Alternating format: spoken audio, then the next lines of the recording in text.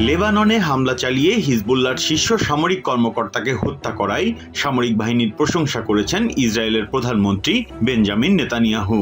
Israeli হামলায় নিহত হিজবুল্লাহর military chief তাবতাবাইকে খুনি দাবি করে নেতানিয়াহু বলেন, আইডিএফ সেনারা পেশাদার, সুনির্দিষ্ট এবং সফল অভিযান পরিচালনা করেছে।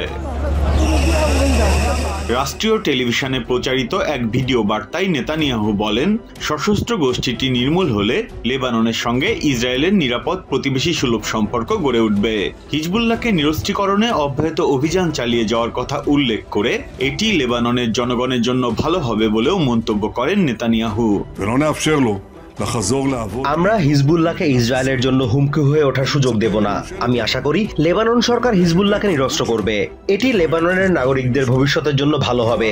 নিরস্ত্রীকরণ সম্পন্ন হলেই কেবল ইসরায়েল লেবাননের মধ্যে একটি ভালো ও নিরাপদ প্রতিবেশী সুলভ সম্পর্ক গড়ে উঠবে। অন্যদিকে যুদ্ধবিরতি সত্ত্বেও ইসরায়েলের অব্যাহত আগ্রাসনের নিন্দা জানান লেবানিজরা। আমেরিকার নেতৃত্বে ভঙ্গুর যুদ্ধবিরতির বিষয়ে ক্ষোভ প্রকাশ করেন হিজবুল্লাহর দলীয় পার্লামেন্ট সদস্য আলী আম্মার।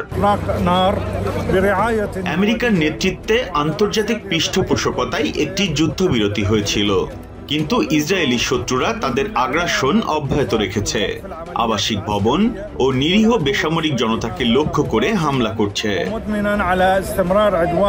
লেবাননের প্রেসিডেন্ট জোসেফ আউন ইসরায়েলি হামলা বন্ধে আন্তর্জাতিক সম্প্রদায়ের হস্তক্ষেপের আহ্বান জানিয়েছেন।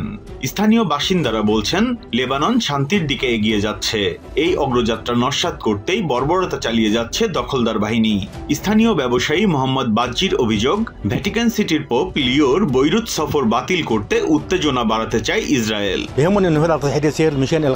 আগামী সপ্তাহে পোপ লিওর সফর বাতিল করতে ইসরায়েলিরা উত্তেজনা বাড়াতে চায়। পোপের মতো একজন ব্যক্তির লেবানন সফর আমাদের মনোবল বাড়িয়ে দেবে, এই আশঙ্কায় তারা এমনটা করতে পারে।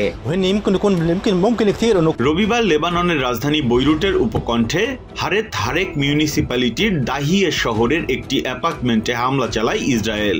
এতে হিজবুল্লাহর military chief of staff Haytham Ali Tabatabai সহ 5 সামরিক কর্মকর্তা নিহত হন।